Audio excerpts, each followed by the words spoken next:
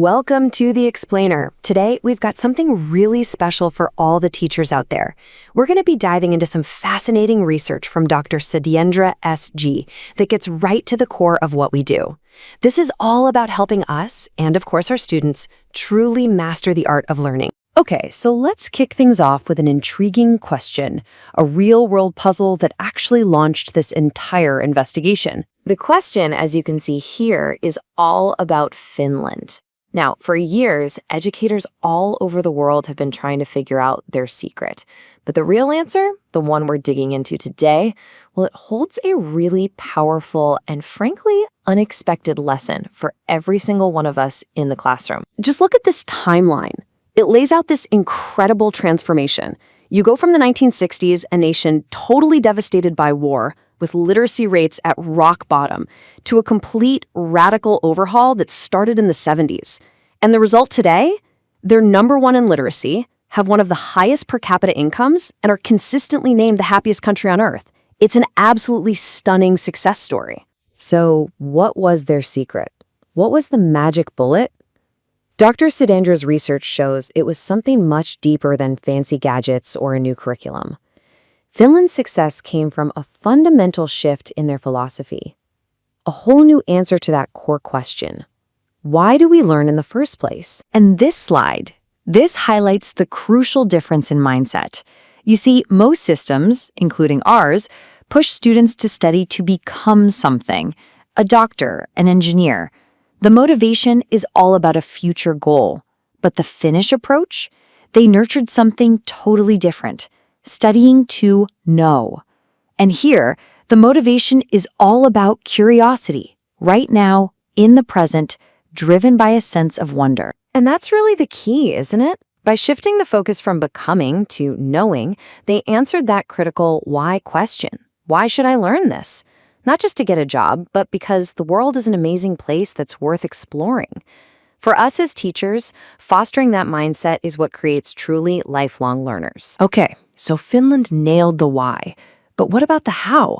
I mean, how did they actually teach this way? Well, when researchers asked the Finnish educationist where their methods came from, they were in for a huge surprise. Get this. The source of this game-changing method wasn't some modern think tank in Helsinki. It was found in ancient Indian manuscripts. We're talking about a blueprint for 21st century success that was adopted halfway across the world, even while it was often overlooked back in its home country. Just incredible. This framework is called the Pramanas. And this isn't just some abstract philosophy, It's a practical toolkit for acquiring knowledge. It gives us, as teachers, a direct, powerful answer to that question, how do we actually help our students learn? So let's open up this toolkit. Let's look inside. The Pramanas framework is built on 6 very distinct techniques. You can think of them as 6 different paths to learning. And here they are, the 6 paths. Together, they form a complete learning cycle.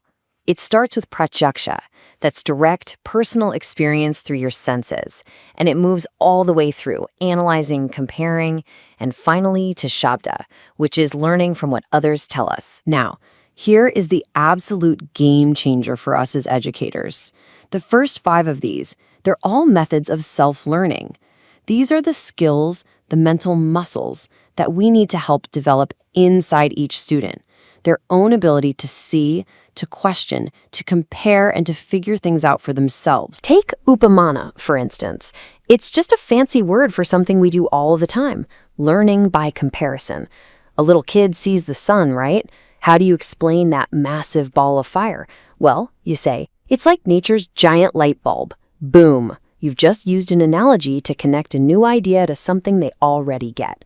We build these little bridges all the time. And then you've got Arthapatti. This one is so cool.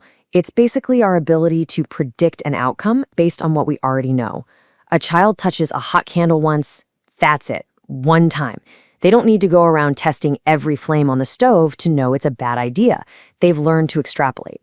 They've created a rule in their mind. Fire is hot. That's a vital thinking skill. So, this all leads to a pretty critical, maybe even uncomfortable question about our own education system. If there are 6 of these powerful ways to learn, How many of them are we actively, consciously using in our classrooms every day? And this chart? Wow, this really says it all, doesn't it? We focus almost all of our energy on Shabda, learning from others. That's that little tiny slice there. It's important for sure, but it means that whole massive blue area, the 5 powerful methods of self-learning, that is almost completely untapped potential. So here's the great challenge, but also the great opportunity for all of us as teachers. Our mission has to be to intentionally weave these other 5 methods into our lessons, to create classroom experiences that spark that genuine curiosity and lead to the kind of deep understanding that only comes from self-discovery. So the obvious next question is, okay, how do we do that? How do we start putting this into practice? To understand that, the research suggests we need to go way back to the very beginning. Turns out, the origin of this whole system has a surprising link to a river. I know, it sounds a little strange. What could the connection possibly be between knowledge and the river Ganga? Well, we're going to explore that in our next explainer.